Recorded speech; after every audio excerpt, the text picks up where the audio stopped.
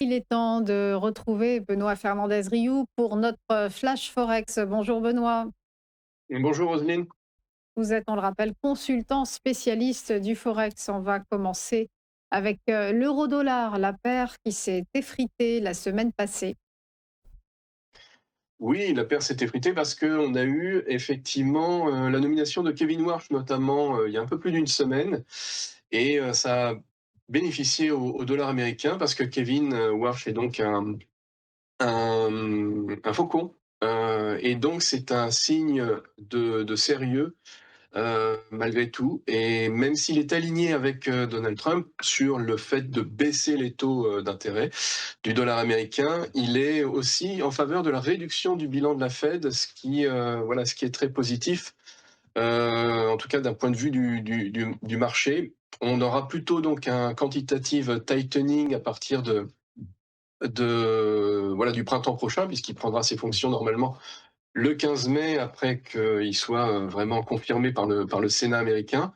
Mais d'ici là, on a déjà donc une sorte de vision de ce qui devrait se passer, et donc le marché l'a anticipé. Donc pour résumer, un dollar américain qui se tient bien, qui est passé effectivement de un peu plus de 1,20, on était vers les 1,20,80, et précédemment nous étions sous les 1,16, hein, vers 1,15,80. Donc on est passé en fait en gros du 19 janvier jusqu'au 27 janvier, donc en environ une semaine avant la nomination de Kevin Warsh, d'un point bas vers un point haut que l'on voit bien ici sur le graphique, qui est tout le débattement, finalement, toute l'amplitude du canal euro-dollar qui est désormais bien confirmé. Donc on est passé comme ça en quelques séances sur une amplitude de plus de 5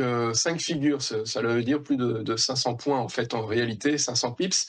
Et ça n'était pas arrivé depuis l'été dernier. Donc on a eu une sorte de retour de la volatilité qui a été confirmé aussi la semaine dernière, et qui, cette semaine, pourrait continuer.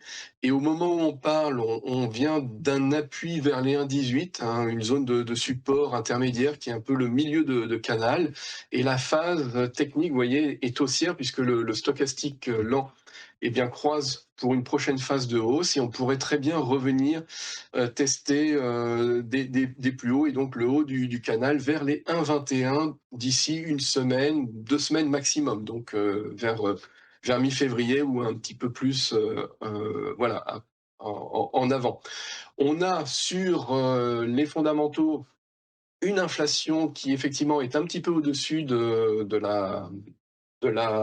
l'objectif de la Fed, 2,7 pour l'inflation annuelle, dernier chiffre de janvier, donc, et on va avoir fin de semaine, là, vendredi, les chiffres qui seront à confirmer pour janvier. Donc 2,7 et le cœur à 2,6. Donc on est sur une inflation qui ne provient pas, en tout cas, des matières premières, ni même du pétrole. Le pétrole, je vous le rappelle, est très bon marché, puisqu'on est sur un Brent sous les 70, 62 sur le WTI au moment où on parle. Donc on est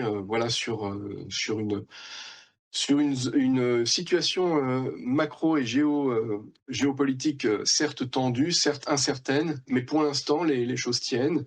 Le pétrole se tient bien, et on a donc un euro-dollar qui lui-même oscille dans une zone d'équilibre, donc un canal entre en gros 1,16 et 1,21, et on pourrait retester donc les 1,21 d'ici une semaine, voire 15 jours maximum.